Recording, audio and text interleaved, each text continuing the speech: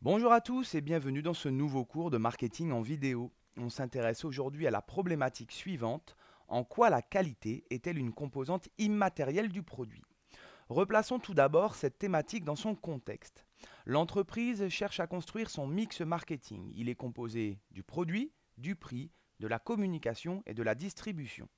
Nous sommes donc ici dans le premier élément du mix marketing et nous essayons de comprendre de quoi est composé le produit. Dans les vidéos précédentes, nous avons vu qu'il comprenait des éléments matériels, mais aussi des éléments immatériels. On a notamment évoqué la notion de marque. Aujourd'hui, nous abordons une autre de ces composantes immatérielles, la qualité.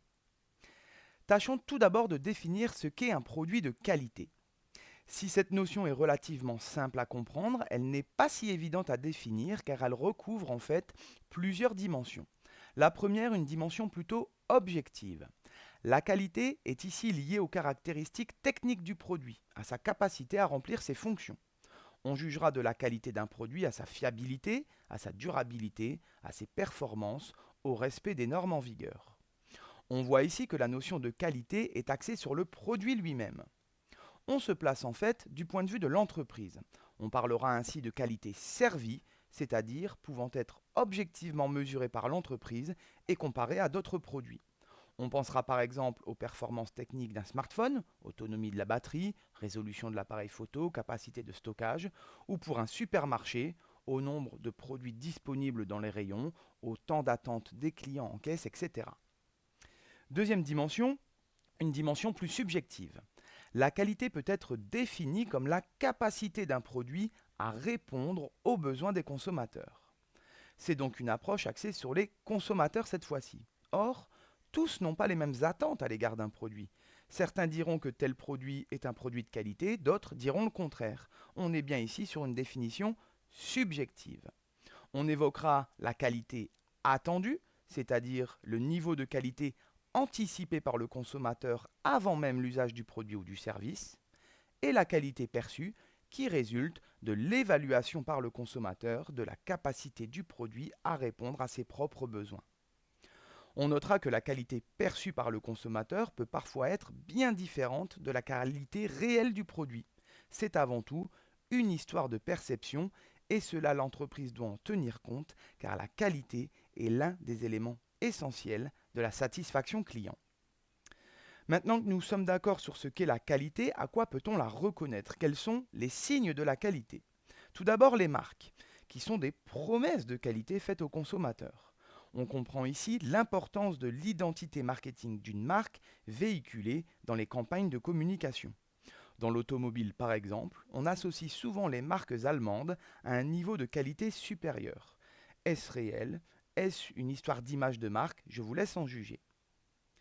Deuxième signe de qualité, les certifications ISO, délivrées par l'Organisation internationale pour la normalisation, représentée en France par l'AFNOR.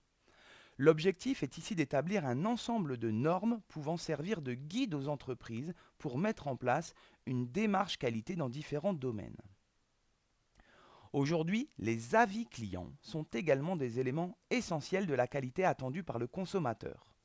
Qui ne jette pas un coup d'œil aux commentaires clients avant d'acheter un produit ou de réserver une table dans un restaurant par exemple? Le consommateur veut se faire une idée du niveau de qualité espéré et pour cela, il fait de plus en plus confiance aux autres consommateurs. Au-delà de ces signes, la qualité d'un produit peut se refléter à travers les labels qui permettent de garantir qu'un produit respecte un certain cahier des charges. Il existe aujourd'hui une multitude de labels dans différents domaines. Parmi les labels officiels, c'est-à-dire ceux contrôlés par les pouvoirs publics, européens ou français, on peut par exemple citer les labels qui certifient l'origine d'un produit, la maîtrise d'un savoir-faire particulier. Ce sont l'appellation d'origine protégée, l'indication géographique protégée ou encore la spécialité traditionnelle garantie. Le label rouge permet lui d'identifier des produits bénéficiant d'un niveau de qualité supérieur en comparaison à d'autres produits similaires. À cela s'ajoutent les labels environnementaux, comme le label AB, agriculture biologique, ou l'écolabel européen, qui permet de distinguer les produits ayant un impact écologique réduit. Outre les labels officiels, il existe aussi des labels non officiels, c'est-à-dire des labels appartenant à des organisations privées. Parmi eux, les labels du commerce équitable comme Max Havelaar, producteur paysan ou bioéquitable en France. Bien que privés, ces labels comportent un cahier des charges précis qui est contrôlé par un organisme indépendant. Autres labels, élu produit de l'année ou encore saveur de l'année, qui eux résultent d'un sondage réalisé par des entreprises privées qui les détiennent. Afin d'améliorer la qualité globale de leurs offres commerciales, beaucoup d'entreprises proposent une offre globale. Qu'est-ce que ça veut dire? Une offre globale est constituée d'une offre principale qui va répondre aux besoins de base du consommateur et d'une offre associée qui va répondre aux besoins complémentaires du consommateur. Il s'agit en fait de comprendre, au-delà du produit en lui-même, quelle est l'utilisation recherchée par le consommateur. Prenons un exemple. Un étudiant rentre dans un magasin d'informatique. Il a besoin d'un nouvel ordinateur portable. C'est son besoin de base. Il constitue l'offre principale du magasin. Au-delà de l'ordinateur en lui-même, quelle est l'utilisation recherchée?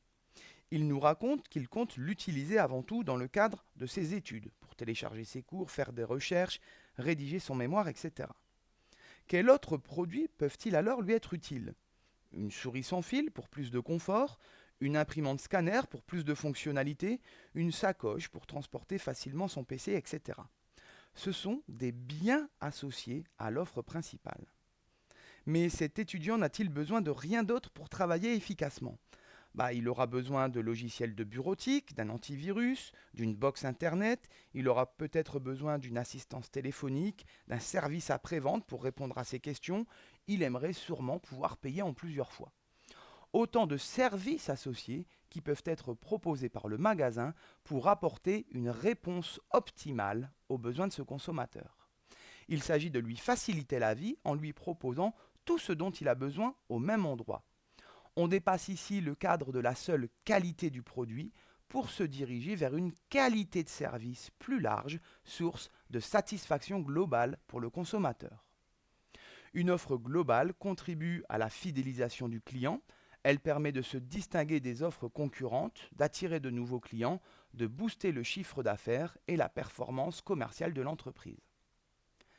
Si l'on résume ce que l'on vient de dire, la qualité est une composante immatérielle du produit. Elle comporte une dimension objective liée aux performances du produit et une dimension subjective liée à sa capacité à répondre aux besoins du consommateur. Les marques, les certifications, les avis clients, les labels sont autant de signes qui peuvent démontrer la qualité d'un produit. Beaucoup d'entreprises proposent aujourd'hui une offre globale pour apporter une réponse optimale aux besoins du consommateur.